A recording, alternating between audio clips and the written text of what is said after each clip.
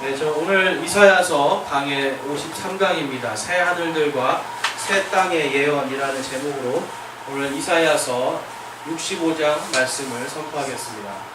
자, 우리 지난주에 이제 그 새 하늘과 새 땅들에 대해서 하기 전에 이제 여러 가지 살짝 개관을 좀 봤습니다. 우리 요한계시록의 어떤 이런 개관들을 봤는데, 자, 여러분들 이제 이 이사야서의 뒷부분은 요한계시록하고 연결이 되어 있기 때문에 요한계시록을 안 할 수가 없거든요. 자, 그래서 이제 지난주에 말씀드렸던 것이 같이 정말 보라 17절 말씀에 내가 새 하늘들과 새 땅을 창조하노라. 이전 것은 기억나지 아니하며 생각나지 아니하리라 라고 이야기합니다. 자, 근데 여러분 이제 오늘 말씀 읽어보면 좀 이제 여자분들은 이걸 읽으면서 어떤 분들은 이래요. 또 애를 낳아야 된단 말인가? 막 이런 생각을 하세요. 거기에 보면 분명히 나오죠. 네? 아이들 낳는 얘기가 나오잖아요. 그렇죠? 네. 근데 이제 우리가 알아야 될 거는 하나님께서 이브에게, 우리가 아담과 이브가 죄를 지었을 때, 그리고 에덴 동산에서 쫓겨났을 때 하나님께서 뭐라고 하셨어요? 출산의 고통을 더하겠다라고 이야기해요. 그러니까 출산의 고통이, 그러니까 출산을 하는 데 있어서 고통이 어떻게 보면 참을 수 있는 정도, 그 정도 하나님 허락하셨다면 이제 타락을 하고 죄를 지으면서 이제 아주 힘든 상태가 됐죠. 그래서 여러분 보면 제가 이 강아지를 오랫동안 이제 저희 아버지가 길렀는데 강아지를 많이 낳아요. 어떨 때는 저희 집에서 15마리를 낳더라고요, 개가. 사람은 15명 아기를 낳으려면 죽을 텐데 개는요 15마리를 낳아요. 근데 소리 한 번 안 질러요. 그냥 하면서 그냥 아기를 낳는 거예요. 그래서 야, 이게 참 신기하다 했는데 창세기를 보니까 이해가 되는 거예요. 하나님께서 여자에게 출산의 고통을 더하겠다. 그러니까 동물들만큼이 아니라 그것보다 더한 출산의 고통을 통해서 하나님께서 이 이브에게 또 이 죄에 대한 값을 치르게 하시는 걸 이렇게 볼 수가 있어요. 자, 이사야서를 우리가 보면서 이렇게 하나씩 보면 뭐를 우리가 알 수 있냐면 앞으로 다가올 하나님의 계획들을 우리가 조금씩 볼 수 있습니다. 그러니까 이사야서 65장 66장을 보면 이제 오늘 이 제목처럼 새 하늘들과 새 땅에 대한 아주 간략한 개관을 할 수가 있고, 이거를 정확하게 하려면 뭘 봐야 돼요? 요한계시록을 봐야 됩니다. 그러니까 요한계시록은요, 여러분, 이 이사야서 65장, 66장과 마찬가지로 우리 성도들에게 소망이 되고 기쁨이 되는 책이에요. 그러니까 요한계시록은 우리는 따로 공부를 할 필요가 있겠죠. 그런데 이제 많은 경우에 교회들에서 요한계시록을 잘 다루지 않는 이유가 있어요. 그거에 대해서는 이제 역사적인 부분이 있어서 너무 긴데, 이제 간략하게만 우리 말씀을 드리자면, 일단은 그 신학적인 체계와 시작이 다르다는 거예요. 그러니까 신학의 체계와 시작이 다르다. 그래서 이제 여러분 맨 처음에 여기 예수님께서 계시고, 예수님께서 여기에 이제 교회를 세우셨습니다. 제자들을 통해서, 바울을 통해서 이렇게 교회를 세우셨어요. 이때는 이 교회가요, 여러분, 이 지역에 있는 교회였을까요? 아니면 지금처럼 교단이 있고 무슨 이렇게 전 세계적으로 가톨릭처럼 교황이 있고 이런 교회였을까요? 전부 다 지역 교회였어요. 이렇게 소아시아, 터키라고 하는 지역에 이 7개의 교회가 이제 대표적으로 나오는데요. 이렇게 흩어져서 조그만 지역 교회들이었어요. 그러니까 이러한 지역 교회들에 대해서 이 사도 바울이 빌립보서라든지 이러한 갈라디아서라든지 그러한 서신서를 보냅니다. 그러니까 이러한 서신서들은 어떤 교회들에게 줬냐면 이러한 지역 교회에게 주시는 하나님의 말씀이에요. 그러니까 이제 이러한 지역 교회라고 하는 개념, 그 다음에 얼마 전에 어떤 걸 읽었는데 그 이만희 있잖아요. 이만희가 어떤 거를 쓸 때 예수님의 제자 빌립이 쓴 어떤 책에 대해서 이야기하면서 가로 열고 빌립보서 4장 3절 이렇게 썼더라고요. 안 웃으시는 분들은 잘 이해가 안 되시죠? 빌립보서는 빌립보에 있는 교회에게 사도 바울이 있었는데 이 이만희는 그거를 예수님의 제자 빌립이 썼다라고 이렇게 주장을 하더라고요. 그러니까 참 엉터리인 거죠. 그러니까 성경을 모르는 사람들이에요. 자, 여기에서 이 지역 교회들부터 이제 쭉 시작이 되다가 갈 때 여기에서 어떤 일이 있었죠? 박해가 있었습니다. 엄청나게 큰 박해를 통해서 사람들이 다 죽고 온 세계로 뿔뿔이 흩어질 수밖에 없어요. 그러니까 박해가 없었으면 사실 계속 예루살렘에 머물러 있었을 것인데 예수님의 말씀대로 예루살렘과 온 유대와 사마리아와 땅끝까지 이 박해를 통해서 하나님께서 교회를 다 흩어 버리십니다. 그러니까 흩어져서 온 땅을 다 채우라. 하나님께서 이 아담과 이브에게 명령하신 게 그거였잖아요. 네. 온 땅을 채우고, 그렇죠? 풍요와 다산을 하나님께서 명령하셨는데 교회도 마찬가지예요. 교회도 이 계속해서 뭉쳐 있으려고 하는 자기들의 어떤 습성을 하나님께서는 이 박해라고 하는 것이 사실은 은혜였습니다. 이걸 통해서 어떻게 됐습니까? 흩어진 교회들이 오늘날 대한민국까지 온 거예요. 만약에 박해가 없었으면요, 여러분 당시에 교회들은 계속해서 예루살렘 안에 머물려고 했을 것이고 다시 이 사람들은 또 유대인 중심의 이 기독교를 만들려고 했을 거예요. 이게 유대인들의 사상이에요. 그런데 하나님께서는 바울을 통해서 이거를 다 깨트려 버리시고 이제 또 교회들이 흩어져서 전 세계로 흩어져서 살고 있었는데 313년입니다.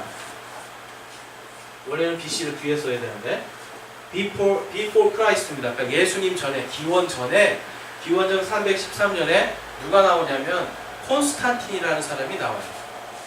이 사람이 콘스탄틴이 이 로마의 황제거든요. 이 사람이 이때 종교의 자유를 줍니다. 그러니까 박해를 이제 그만하고 종교의 자유를 주는데 우리는 이게 이 콘스탄틴이 기독교의 자유를 줬다라고 생각하는데 이 사람은 뭘 한 거냐면 무교의 자유를 준 거예요. 무신론과 무신론에 대한 자유를 줍니다. 그러면서 이때 생긴 것이 뭐냐면 바로 가톨릭이에요.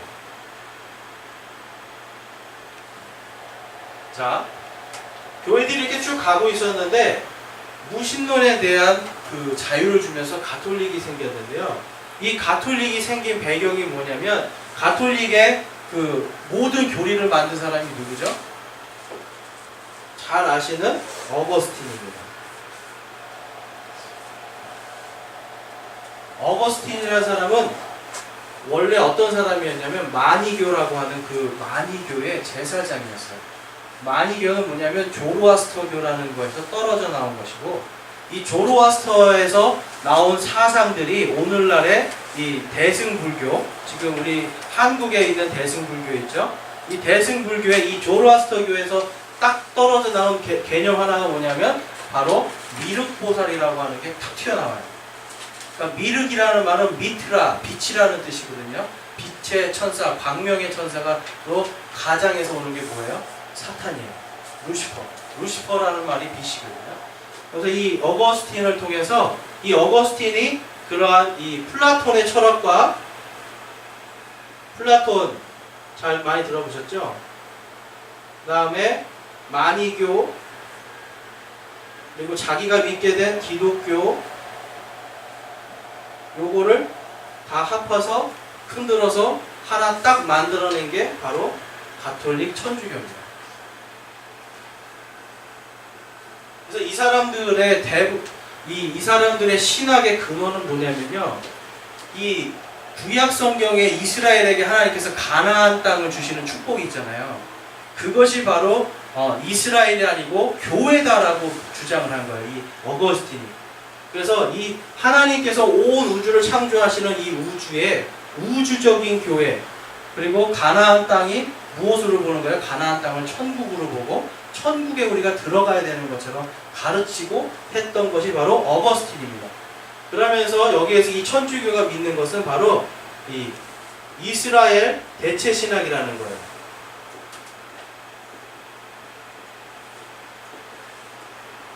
제가 이 말씀을 드리는 이유는 뭐냐면 이스라엘 대체 신학은 무엇이냐면 바로 교회가 이스라엘을 대체해서 가나안 땅에 하나님께서 가나안 땅으로 다시 보내주시고 거기에서 다시 영원한 하나님의 왕국이 세워질 것을, 다윗의 왕국이 세워질 것에 대한 약속을 이스라엘에게 준 것이 아니라 교회에게 주셨다라고 이야기하면서 신학적인 체계를 만들어갑니다. 그러다 보니까 무슨 일이 발생하냐면 요한계시록에 있는 얘기가 요한계시록, 다니엘서, 이사야서 후반부가 이 해석이 안 돼요. 왜 그럴까요, 여러분? 그래서 이 이스라엘 대체 신학을 그대로 계승한 사람이 누구예요? 이거를 그대로 계승한 사람이 존 칼빈이에요. 장로교를 만든 우리 칼빈이라고 하는 유명한 학자가 있죠. 이 사람도 똑같이 어거스틴하고 똑같이 플라톤과 플라톤주의와 기독교를 섞어서 그거를 그대로 받아들입니다. 그러다 보니까 칼빈 역시도 다른 것들은 다 어느 정도 좋은 주석을 썼는데 이 마지막 때 종말에 대한 부분에서 자기가 모른다라고. 그러니까 요한계시록 자체를 해석을 할 수가 없어요. 왜 그러냐면 바로 이스라엘 대체 신학 때문에 그래요. 자, 그렇다면은 여러분 지금 이제 저희가 1년 가까이 계속해서 뭘 공부했어요, 우리? 이사야서 공부하면서 제가 계속 강조했던 부분이 교회와 이스라엘을 나누어서 성경을 봐야 된다는 거였어요. 그래서 교회하고 이스라엘을 나누어서 제가 가르치니까 여러분들 뭐 부족하지만 약간은 이 요한계시록에 대해서 좀 두려운 마음보다는 좀 희망적인 마음이 많이 생기지 않으세요? 이 요한계시록이 우리 교회에게는 이게 축복이 되는 말씀이고 이스라엘 백성에게는 사실은 마지막 때 큰 환난에 아주 큰 슬픔이 되는 말씀이에요. 그렇지만 마지막에 가서는 뭐예요? 지금 오늘 읽은 것처럼 새하늘과 새 땅이 기다리고 있다라는 겁니다. 물론 그 중간에 천년왕국이나 이런 것들이 있지만 이 오늘날 보면 천년왕국이라고 하는 것조차도 이 이스라엘 대체 신학에서는 바로 지금이 천년왕국이라고 해요. 지금이 천년왕국이고 지금이 바로 환란기다라고 이야기합니다. 그러니까 우리 성도들이 지금 이스라엘 민족들과 같이 지금 환란기를 겪어야 되는 것이고 그 다음에 이 마지막 때 지금 천년왕국이니까 뭐예요? 이 천년왕국, 이 교회가 특별히 이 가톨릭 교회가 온 우주를 다스리는 그러한 왕국을 만들려고 하는 것이 바로 이 이스라엘 대체 신학이에요.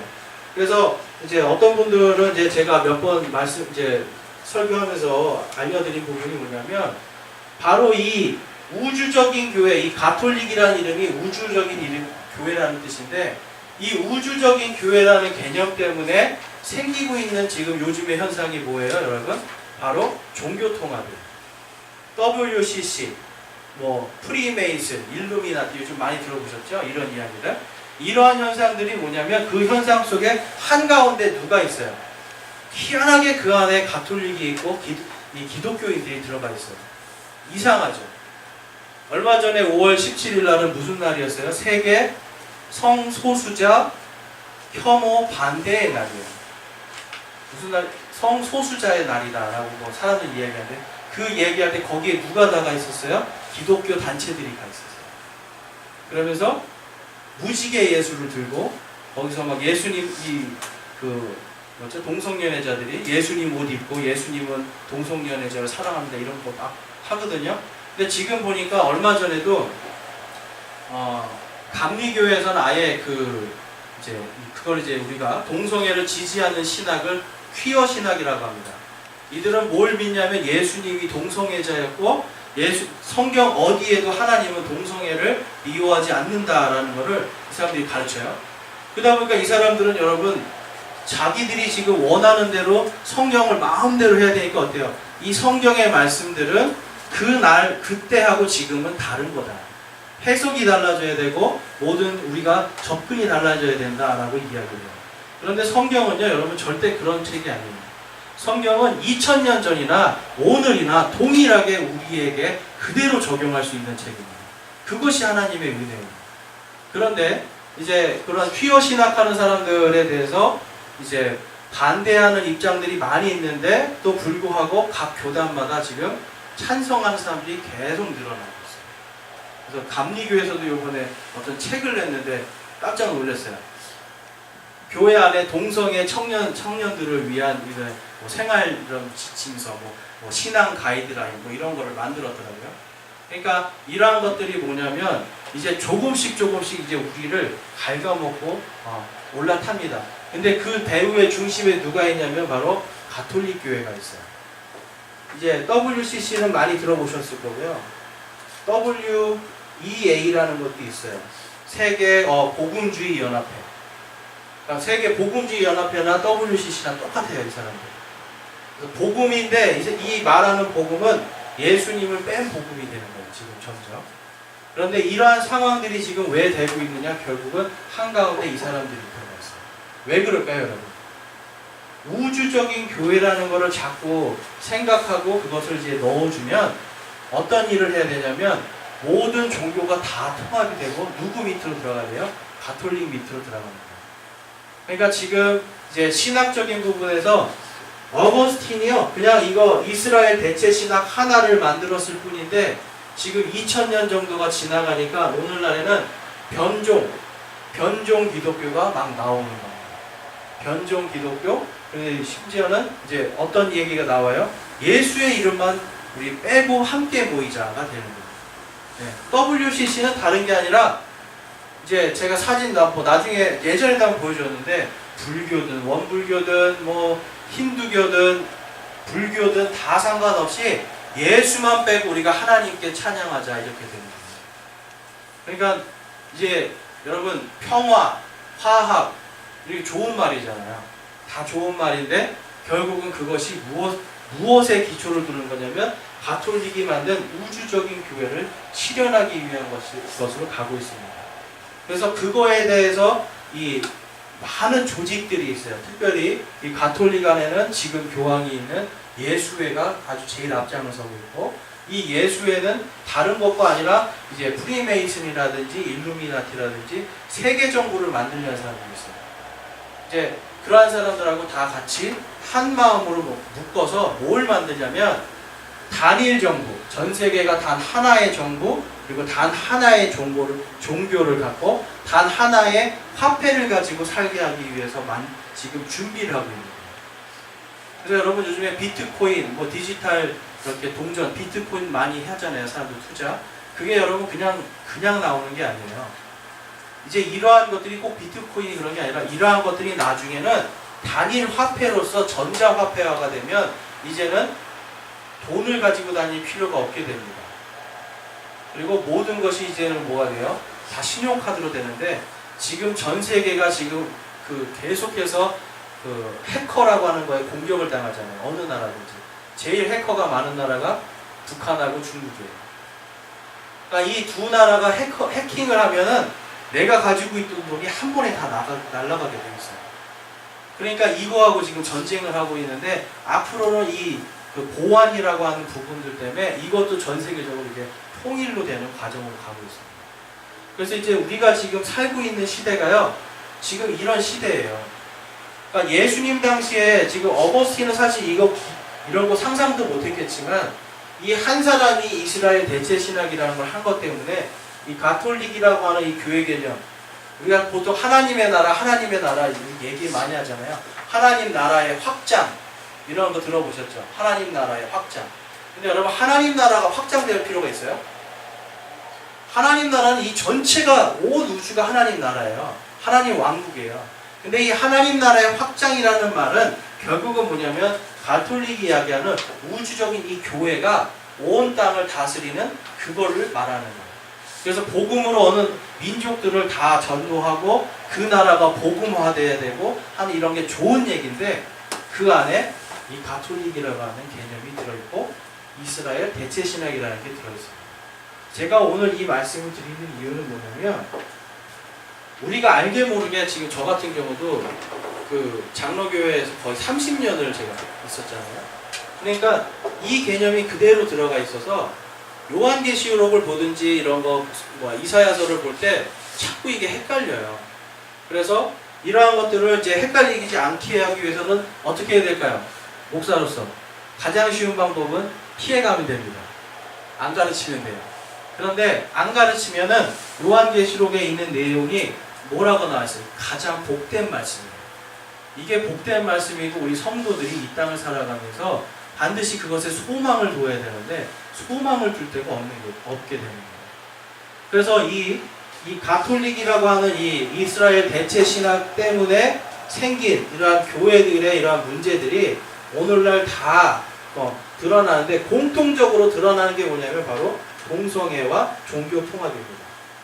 그래서 희한합니다. 그래서 이 가톨릭이라고 하는 이 이스라엘 대체 신학 이거 하나 때문에 지금 2000년이 지난 오늘날은 교회들이 교회로서의 역할을 못해요. 그러니까 하나님의 복음을 정확하게 전달해야 되는데 복음이 아니라 다른 복음을 전하게 됩니다. 자, 그럼 이제 이 박해 때 모든 교회가 다 가톨릭이 됐을까요? 그렇지 않습니다. 여기 이 당시에 가톨릭도 있었고요. 가톨릭 이제 로마 가톨릭입니다. 그 다음에 지금의 이제 러시아에 있는 그리스 정교회가 있고요. 그 다음에 뭐 이집트 정교회도 있고, 뭐 시리아 정교회도 있고, 쭉 많고, 곱트도 있고요. 곱트교라는 것도 있고, 그 다음에 맨 밑에 이제 침례교가 나옵니다. 침례교인들은 이때부터 계속 박해받고 여기에 동참을 하지 않았어요. 이 그리스 정교회하고 가톨릭은 같은 이 친구예요. 그냥 서로 같은 거라고 보시면 돼요. 그러니까 이 사람들은 여기에 들어가지 않고 뭘 외쳤냐면 오직 성경을 외친 거예요. 오직 성경으로. 자, 여러분 그 마틴 루터가 종교개혁할 때 뭘 외쳤어요?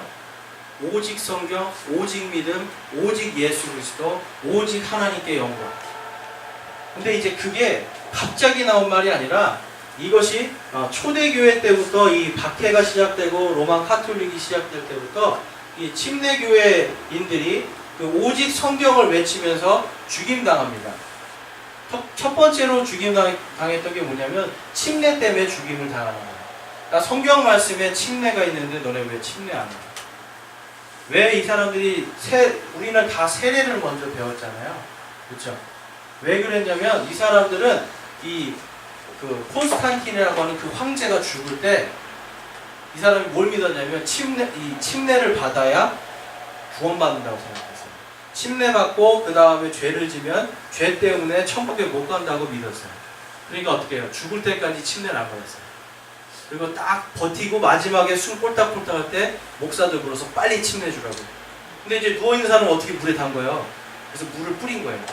그래서 거기에서부터 세례가 시작돼요. 아이들 같은 경우도 이렇게 눕혀가지고 카톨릭은 머리에 물을 붓잖아요. 관수례라고 하는데 그것도 다 이제 그 콘스탄틴 대제 때문에 시작이 됩니다.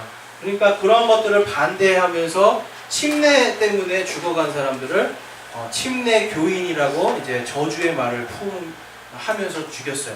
그래서 침례 교인이다라고 하는 말은 사실은 저주의 말이었습니다. 당시.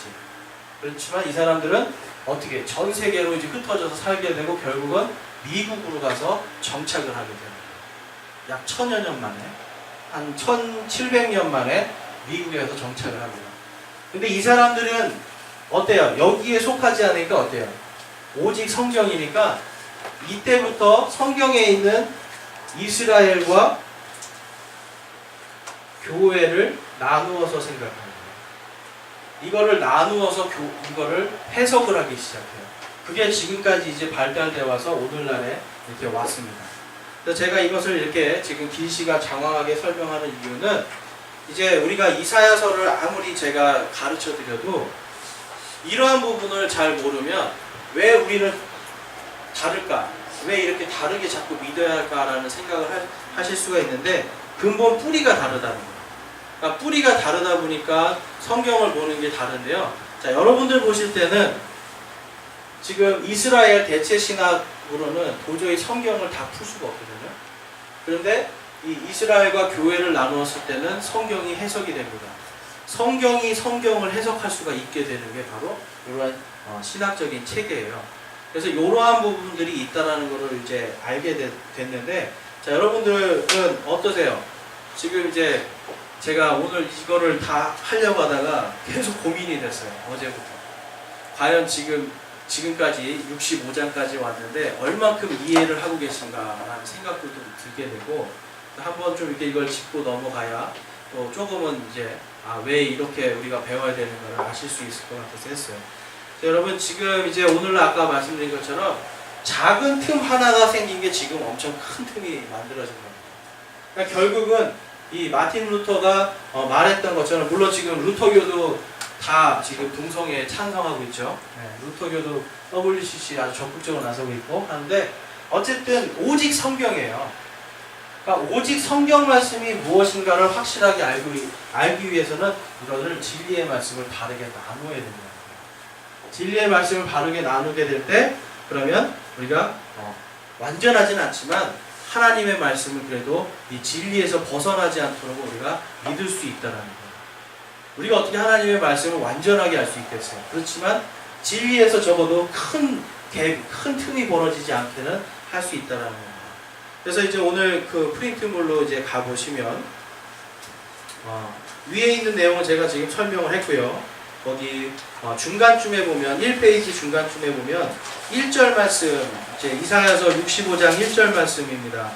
나를 구하지 아니하던 자들이 나를 찾아내었고 나를 찾지 아니하던 자들이 나를 발견하였나니 내가 내 이름으로 불리지 아니하던 한 민족에게 말하기를 나를 보라 하였노라. 여러분 여기에서 이 지금 나를 구하지 아니하던 자들이 나를 찾았고 누구일까요, 여러분? 누구일 것 같으세요? 이게 바로 지금 이방인 교회들이에요. 지금 이사야는 지금부터 약 2700년 전에 그거를 보고 있는 거예요. 전혀 예수님을 하나님을 부르지도 못하는 그러한 족속들이, 그러한 민족들이 하나님을 부르게 될 거다라는 것을 말씀하고 있어요. 호세아서 2장 23절에 내가 나를 위하여 그녀를 땅에 심고 긍휼을 얻지 못하였던 그녀에게 긍휼을 베풀며 내 백성이 아니던 자들에게 이르기를 너는 내 백성이라 하고 그들은 이르기를 주는 내 하나님이시니이다 하리라.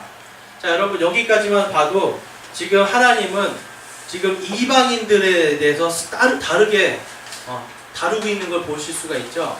지금 이스라엘과 마지막에 일으킬 한 민족, 바로 그리스도인들에 대한 이야기를 하고 있습니다.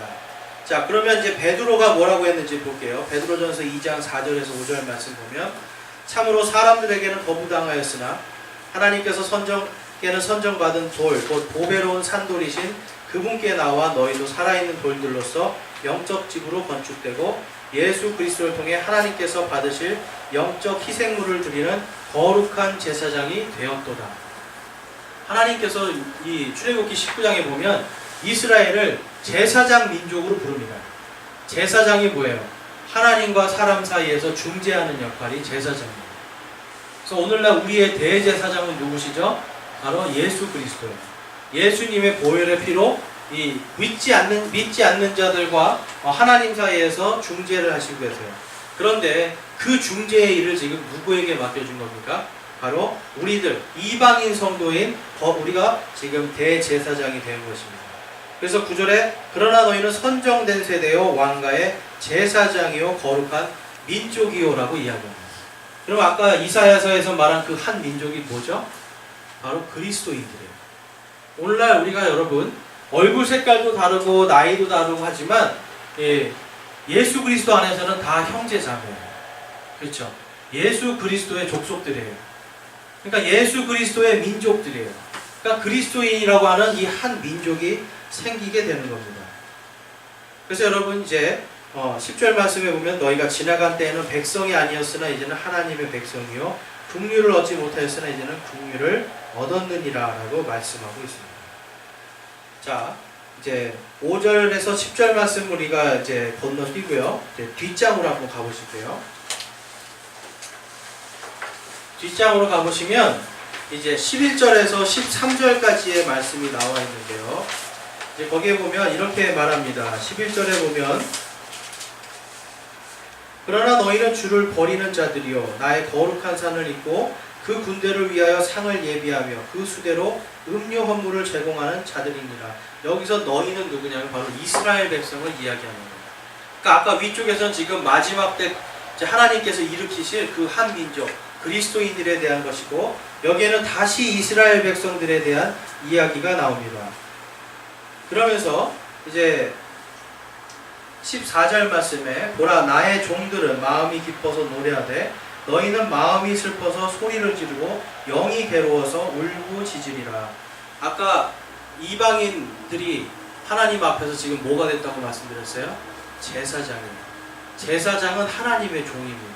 그래서 여기서 지금 뭐라고 말하냐면 마지막 때가 됐을 때 보라 나의 종들은 마음이 기뻐서 노래하되 너희는 마음이 슬퍼서 소리를 지르고 영이 괴로워서 울부짖으리라 라고 이야기하면서 마지막 때 있을 이스라엘과 이 이방인 교회에 대한 기쁨과 또한 이런 슬픔에 대한 것을 서로 대조해서 이렇게 말씀하고 있습니다. 자, 15절에 보면 너희가 너희 이름을 내가 택한 자들에게 저주거리로 남기리니 이는 주 하나님이 너를 죽이고 자신의 종들을 다른 이름으로 부를 것이기 때문이라. 다시 종들에 대해서 이야기 나오죠. 네. 그리고 이러므로 땅에서 자기를 축복하는 자는 진리의 하나님 안에서 자기를 축복하며 땅에서 맹세하는 자는 진리의 하나님을 두고 맹세하리니 이는 이전의 고난들이 잊혔고 내 눈에 숨겨졌기 때문이라 라고 이야기하면서 이 진리에 대해서 말씀하는데 진리가 여러분 무엇입니까? 여기서 말하는 진리는 바로 하나님의 말씀을 이야기합니다. 그러니까 하나님의 말씀으로 이제 마지막 때에 축복과 저주가 있게 되고요. 그러한 것들 속에서 이전의 고난들이 잊혀지고 내 눈에서 숨겨졌다라고 말씀하시면서 17절에 보라 내가 새 하늘과 새 땅들을 창조하노라 이전 것은 기억나지 아니하며 생각나지 아니하리라라고 말씀합니다. 자, 그래서 여러분 이제 이때 이 새 하늘과 새 땅이 새 하늘들이죠. 새 하늘들과 새 땅이 이루어지기 전에 반드시 있어야 되는 게 뭐냐면 요한계시록 20장에 나오는 흰 왕자의 심판입니다. 자, 이 흰 왕자의 심판 들어보신 분 계세요? 자, 요 도표를 한번 보실게요. 나눠드린 도표 한번 보세요. 이 도표를 보시면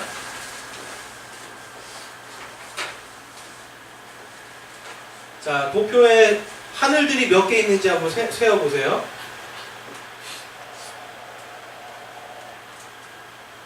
몇 개 있습니까? 3개가 있죠? 지금 성경에 하늘들을, 새 하늘들과 새 땅들을 예언하고 계시잖아요. 그러니까 뭐냐면 우리가 잘 아는 것처럼 처음에 있는 거는 뭐죠? 여기 땅 위에 있는 1층천, 그 다음에는 이 1층천 여기 구름이 있고 공기가 있는 1층천, 이게 첫째 하늘이고요. 그 다음에 여기 우주공간, 여기가 둘째 하늘이고요. 그 다음에 여기 위에 하나님이 계시는 이곳, 여기가 셋째 하늘이에요. 바울이 죽다 살아났잖아요. 어디 갔다 그래요? 셋째 하늘 갔다 왔다. 그러니까 바울은 지금 여기에서 죽었는데요. 셋째 하늘에 갔다 온 거예요. 셋째 하늘에 갔다 오면서 이제 뭐라고 이야기합니까? 그것에 대해서 말하는 것을 허락받지 않았다라고 이야기합니다. 그러니까 요즘에 이제 천국 갔다 왔다고, 천국 봤다고 얘기하는 사람들 많이 있잖아요. 사실은 성경적으로 맞지 않아요. 만약에 본인이 직접 봤어도 바울에게도 하나님께서 뭐라고 그래요? 말하지 말라고 하잖아요. 그런데 그거를 내가 봤습니다라고 막 말하고 그래요. 근데 결국은 이제 최근에 미국에 있던 그 어떤 소년이 보고 온 이야기 막 영화로 나오고 책으로 나왔는데 결국은 그 소년이 고백했죠. 거짓말이라고. 아빠 때문에 거짓말했다고 최근에 고백을 했어요. 그러니까 사기였던 거였어요. 그러니까 그동안 팔았던 책과 이 영화 이거 어떻게 해야 될지 모르겠어요. 근데 다시 수고할 수도 없고. 그러니까 셋째 하늘에 갔다 온 거, 하나님의 왕국, 하나님이 계시는 이 셋째 하늘에 갔다 온 것은 이 바울에게도 말하지 말라고 하실 정도로 엄청난 영광이고 이건 아직까지 우리 성도들이 몰라도 되는 거예요. 근데 지금 오늘날 그러한 것들을 봤다라고 하는 사람들이 너무 많다는 거죠. 그래서 그러한 것들은 여러분 거짓말이라고 보시면 되고요. 그리고 아니면 거짓말이 아니면 성경적이지 않다라고 여러분이 아시면 됩니다. 그래서 이제 여기에 보면 제가 오늘 이 도표를 다 하려면 시간이 이제 많이 걸리는데요. 여러분들 이제 중요한 건 뭐냐면 바로 여기에 그리스도의 심판석이 있고 여기에 흰 왕자 심판이 있다는 겁니다. 그리스도의 심판석은 누가 들어가는 거예요? 바로 성도들이 가는 거예요. 여기는 성도들이 이 땅에서 예수님 믿었는데 얼마큼 죄를 지었는가, 얼만큼 선한 일을 하였는가? 이렇게 회개복으로 해서 뭘 받는다고 제가 말씀드렸죠? 성도들이 왕관을 받는 보상이 있는 거예요. 그러니까 이 그리스도의 심판석은 뭐예요? 보상의 심판이에요. 그러면서도 징계의 심판이에요. 여러분 생각해 보세요. 예수님 믿어서 잘못을 막 저질렀는데 구원받았어요. 천국에 가요. 근데 공평해요? 공평하지 않아요? 어떻게 보면 이게 절대 공평하지 않아요. 그렇죠. 하나님은 뭘 보신다? 생명을 보는 거예요. 그 한 생명을 살리는 데 하나님의 목적이 있어요. 그런데 그래서 제가 말씀드렸죠. 이 소방대원들이 물에 빠진 사람 구조하러 가서 당신 어제 무슨 죄 저질렀냐고 안 물어보잖아요. 그냥 구하잖아요. 마찬가지로 하나님은 그냥 구하시는 거예요. 대신 여기에서 심판하십니다. 그러니까 성도들이 여러분 잘 살아야 됩니까? 못 살아야 됩니까? 잘 살아야 돼요. 선하게 살아야 되는 거예요. 이 그리스도의 심판석에서 우리가 예수님 앞에서 부끄러움 당할 수 있어요. 그래서 거기 도표에 보면 그리스도의 심판석에서 이제 교회가 어디로 간다고 말씀을 하고 있어요? 여기에 새 예루살렘이다. 자, 여러분 저희 교회에서 제가 이제 목요일날 새 예루살렘 찬양을 많이 하는데 그 전에 새 예루살렘에 대해서 여러분 배워보신 적 있어요? 새 예루살렘? 보통 다루지가 않죠. 왜 그러냐면 이 그리스도의 심판석부터 다뤄야 되고 그러려면 요한계시록 다니엘서를 다 가르쳐야 돼요. 그렇지 않으면 이게 풀리지가 않아요. 근데 하나님께서는 이 그리스도의 심판석이라는 걸 통해서 성도들이 마지막까지 예수님 오시는 그날까지 방종하지 말고 살기를 하나님께서 바라시는 거예요. 그래서 하나님 말씀에 여기에 넣어두셨고 여기에서 성도들이 이제 심판을 받고 새 예루살렘으로 들어간다라고 이제 말씀하고 있습니다. 그런데 이제 오늘 여기 보고 있는 여기에 흰 왕자 심판, 네, 흰 왕자 심판, 백보자 심판이라고 이야기하는데요. 여기는 누가 갈까요? 여기는요. 여기 7년 환란 이제 성도들이 여기로 올라가요. 그리스도의 심판석으로 올라가고 7년 환란이 여기 있습니다. 7년 환란 다 끝에 마지막에 뭐라고 말씀하고 있냐면 둘째 부활이 있다.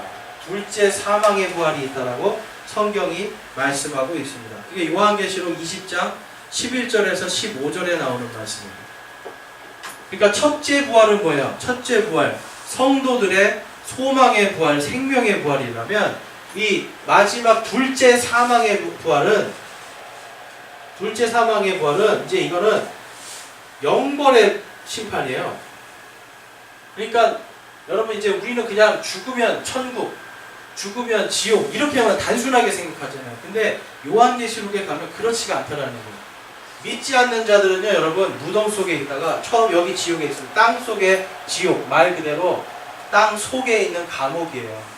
거기에서 있다가 이거를 게헨나라고 그러는데 여기에 있다가 예수님께서 이제 완전히 지상에 재림하시는 그때 이들은 다 어디로 갑니까? 백보자 심판으로 부활해서 올라가는 거예요. 육체를 가지고 지금 성도들이 그리스도의 심판석 앞에 가잖아요. 부활한 몸으로. 마찬가지로 백보자 심판도 흰 왕자의 심판도 이 성도들이 이 불신자들, 믿지 않는 사람들이 지옥에 있는 사람들이 전부 다 부활한 몸으로 여기를 갑니다. 여러분 그냥 우리는 계시록을 보면서 계시록에 대해서 자세히 보지 못하니까 흰 왕자의 심판이 뭔지도 잘 모르게 되고 이 사람들이 부활해서 다시 또 여기에서 심판받는 걸 잘 모르게 돼요. 여기 가서 이제 완전히 심판받아서 어디로 떨어져요? 여기서 생명책에 기록되지 아니한 자들은 모두가 여기에 펄펄 끓는 불호수로 떨어집니다. 근데 이 불호수에는요, 여기에는 사망도 들어가고 지옥도 들어가고 마귀 사탄도 들어가고 마귀 사탄을 종이었던 믿지 않았던 우리도 옛날에 그런 사람이었잖아요. 믿지 않았던 사람들이 전부 다 불호수에 떨어져서 영원히 꺼지지 않는 이 불 속에서 심판을 받는 거예요. 여러분 이게 굉장히 무서운 겁니다. 그러니까 예수님의 부활, 우리 나의 부활입니다 하는 게 여러분 그냥 단순히 예수님 부활 나의 부활이 아니에요. 내가 예수님의 부활처럼 첫째 부활에 내가 참여함으로써 내가 예수 그리스도와 함께 내가 왕과 제사장으로서 새 예루살렘에 들어가는 엄청난 영광입니다. 그런데 그 영광을 못 받고 여기 가 있는 사람들은 어떻게 돼요? 둘째 사망을 통해서 불호수로 떨어져서 영원히 사는 거예요.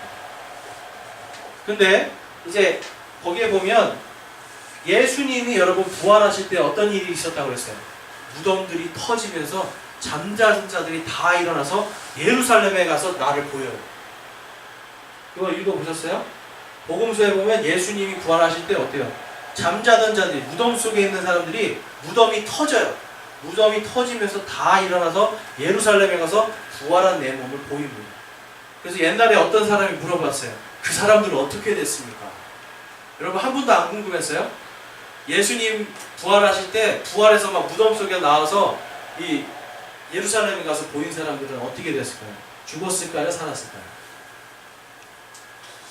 이거 옛날에 질문했더니 이렇게 답하시더라고요. 그 사람들은 부활이 아니라 소생이다. 이렇게 가르치시더라고요. 소생이다. 근데 여러분 소생이 아니에요. 거기 에베소서 4장 8절에서 9절 말씀에 가면 뭐라고? 예수님께서 부활하셔서 올라가실 때 땅속에 있는, 여기에 있는, 낙원에 있는, 여러분 구약시대에 보면 우리 구약시대에는 낙원이, 그러니까 구약 성도들은 1차적으로 여기에 있었어요. 이게 우리가 잘 아는 아브라함의 품이라는 거예요. 여기에 누가 들어갔죠? 거지 나사로. 거지 나사로가 누구의 품에, 어디 있었다고 나와요? 아브라함의 품에 있었다고 그러죠. 그게 하나님께서 구약 성도들에게 예비하신 낙원이에요. 근데 에베소서 4장에서 뭐라고 해요?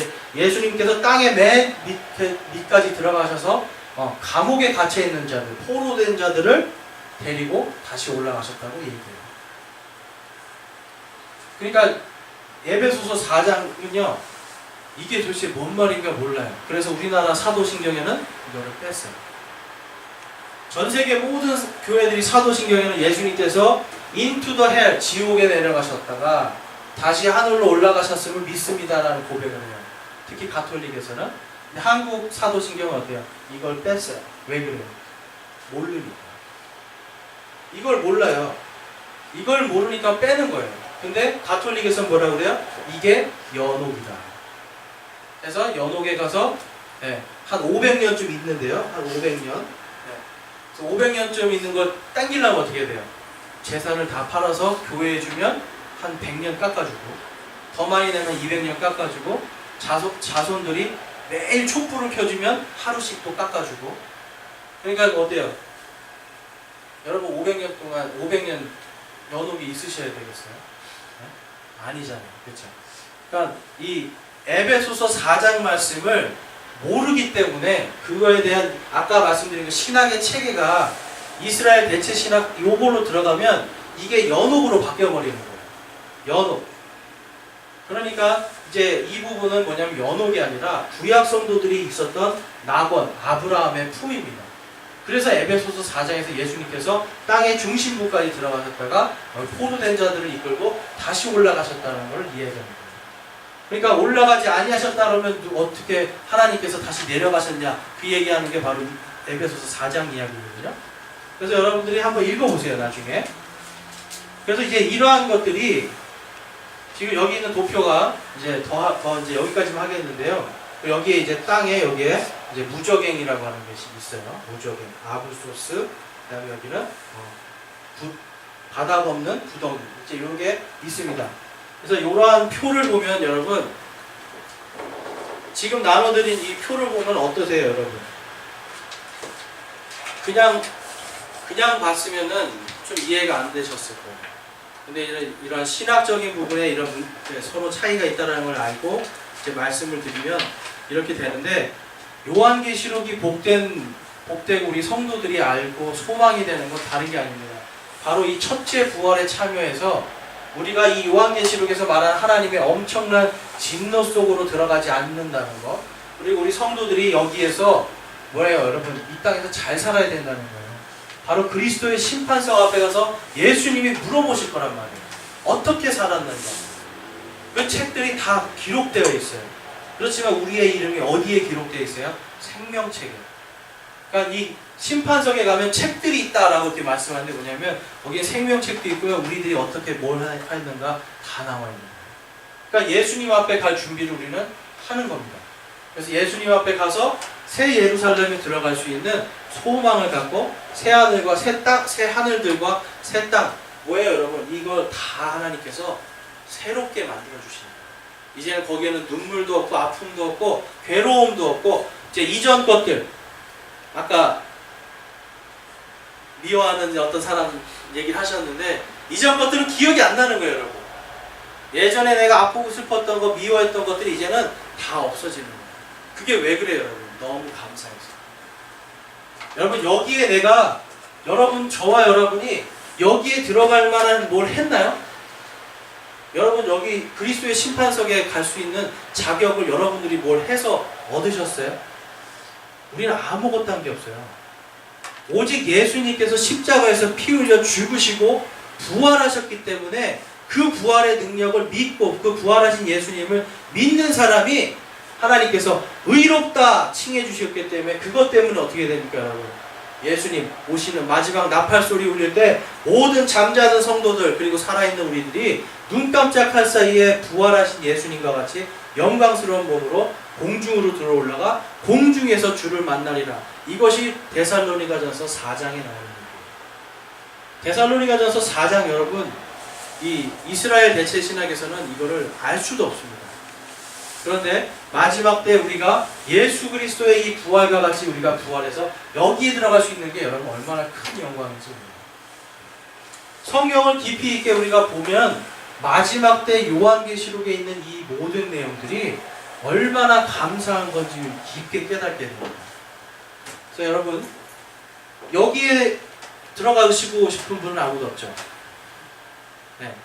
여기 들어가고 싶으세요? 몸 가지고 기껏 부활까지 했는데 여러분 여기 가서 하나님한테 완전 부끄러움 당해가지고 여기 빠지고 싶으세요? 그런 사람은 아무도 없어요. 근데 이게 싫다는 사람들이 많이 있어요. 상관없다, 그냥 천국 가면 되는가 하면, 여러분 그게 아닙니다. 왜냐하면 그거는 우리를 위해서 피 흘려 죽으신 예수 그리스도의 그 피를, 보혈의 피의 값을 떨어뜨리는 거예요. 예수 그리스도의 그 부활이 얼마나 값지고 소중한 건지에 대한 것을, 그 격을 떨어뜨리는 거예요. 우리가 이 부활과 이러한 심판에 대한 것들을 정확하게 알게 되면 하나님 앞에서 늘 감사할 수밖에 없습니다. 그러니까 여러분 가지고 있는 것에 감사하시고 또 하나님이 안 주신 것에 감사하세요. 그리고 하나님이 주신 가장 큰 것에 감사하세요. 그것이 바로 우리가 첫째 부활 때 예수 그리스도 앞으로 간다는 거예요. 부활해서 백보자 심판으로 가면 큰일 나는 겁니다. 근데 이것은 오직 예수 그리스도의 죽으심과 부활하심을 믿는 모든 자들은 그리스도의 심판석 앞으로 갈 수 있도록 하나님께서 정해 놓으신 거예요. 그래서 여러분 구원의 확신, 구원의 기쁨을 가지십시오라고 이야기할 때 저거 너무 틀에 박힌 얘기 아니야 라고 이야기할 수도 있는데, 여러분 성경적으로 보면 이게 제일 중요한 거예요. 땅에서 아무리 여러분 이 땅이 가나안 정복하듯이 땅에서 가서 정복하고 축복받읍시다, 여러분 다 필요 없어요. 그거는 안 받아도 되는 복이에요. 진짜 복은 이미 여러분들이 예수님의 그 구원하심을 믿고, 그렇죠? 그분의 죽으심과 부활을 믿고 이미 받은 이 구원이 가장 귀한 겁니다. 그러니까 여러분 이 땅에서의 기쁨이 아니라 새 하늘들과 새 땅에 이러한 기쁨과 소망을 가지시고 앞으로 이제 살아가실 때에 예수 그리스도와 함께 동행하시기를 주님의 이름으로 축원합니다.